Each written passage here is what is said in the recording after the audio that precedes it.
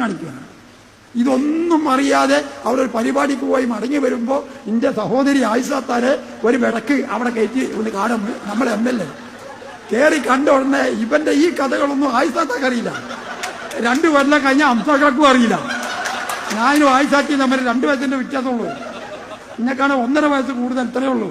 1.5 കൊല്ലം കഴിഞ്ഞാൽ എന്റെ സ്ഥിതി അത് തന്നെയാണ്.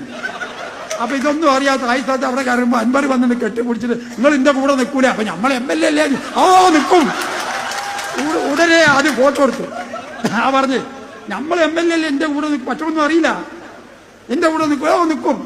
ഉടനെ അത് ഫോട്ടോ എടുത്തിട്ട് പത്രത്തിൽ ആയിഷാത്തയും അൻവറിന്റെ കൂടെ TK ഹംസ എന്റെ കൂടെ എന്ന് പറയാഞ്ഞത് എന്റെ ഭാഗ്യമായി കത്ത് കടത്തിയത്. ആരാണ് കടത്തിയതെന്നറിയോ?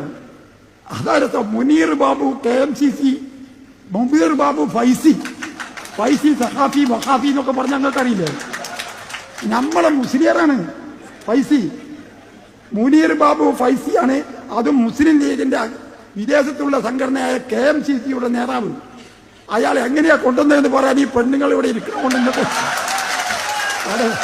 പടച്ചതമ്പുരാനെ, ഞാൻ അത്ഭുതപ്പെട്ടു പോയി. ഇയാളെ കഴുത്തി കടത്തിയിട്ട് ആ സാധനം വലിച്ചെടുക്കുന്ന ഫോട്ടോ എന്റെ മൊബൈലിലുണ്ട്. ഞാൻ വേണമെങ്കിൽ കാണിച്ചു തരാം. ആരും ഫൈസി പറയാൻ പാടില്ല, ഓ ഇസ്ലാമായി പോയി. ആ മുസ്ലിയാരാണേ. മുനീർ ഫൈസി എന്നാണ് അദ്ദേഹത്തിന്റെ പേര്. ഇന്നലെയാണ് ഈ സംഭവം. വലിച്ചിങ്ങനെ എടുക്കുക. എത്ര 60 ലക്ഷം ഉറുപ്പ്യ വില വരുന്ന 1677 ഗ്രാം സ്വർണം ഇവന്റെ പറയുന്നില്ല പോലും. അപ്പൊ അതിന്റെ വലിപ്പം എന്താണ്? ഒരലാണത്. അൻവറെ വിവരല്ലെങ്കിൽ ഇല്ല എന്നുള്ള ബോധമെങ്കിലും വേണം. ഈ തരത്തിൽ ആളുകളെ കളിയാക്കി അൻവർ കണ്ട ഒരൊറ്റ കുഴപ്പം മാത്രമേ ഉള്ളൂ. അതെന്താണെന്നറിയോ? കള്ളക്കടത്ത് പൊന്നുകടത്തുകാരെ പിടിക്കണ്ടേ? അദ്ദേഹം TV ചാനലിൽ പ്രദർശിപ്പിച്ചുകൊണ്ട് ഒരു ഓഡിയോ കാണിച്ചു. ഒരു കാരിയറിന്റെ ഫോട്ടോ ഒരാൾ ഇരിക്കുന്ന ഒരു കുട്ടിയെ അയച്ചു. കാരിയറെ കയ്യിൽ നിന്ന് പോലീസ് പണ്ടം പിടിച്ചുകൊണ്ടേയി, ആ സ്വർണം പിടിച്ചുകൊണ്ടേയി. തിരിച്ചു കൊടുത്തില്ല എന്നാണ് പറയുന്നത്. അപ്പൊ കാരിയർക്ക് തിരിച്ചു കൊടുക്കണമെന്നാണോ അൻവറിന്റെ വാദം? കൊണ്ടുവന്ന കള്ളന് തിരിച്ചു കൊടുത്താൽ അത് പിന്നെ അൻവറിന്റെ വീട്ടിലെത്തും എന്നല്ലേ എന്റെ അർത്ഥം? നിങ്ങൾ ആലോചിച്ച് നോക്ക്. ബഹുമാനപ്പെട്ട മുഖ്യമന്ത്രി മിഞ്ഞാന്ന് പറഞ്ഞു 5 കൊല്ലം കൊണ്ട് 150 കിലോ സ്വർണവും 123 കോടി ഉറുപ്പിക ഹവാല പണവും നമ്മുടെ ഈ കോഴിക്കോട് വിമാനത്താവളം വഴി വന്നു.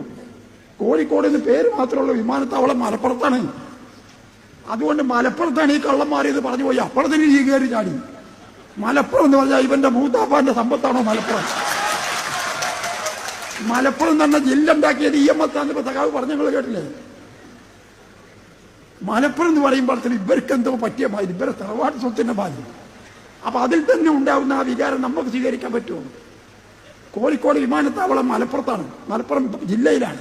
ആ ജില്ല വഴിക്കാണ് 150 കിലോ സ്വർണ്ണം 5 കൊല്ലം കൊണ്ട് കൊണ്ടുവന്നത്.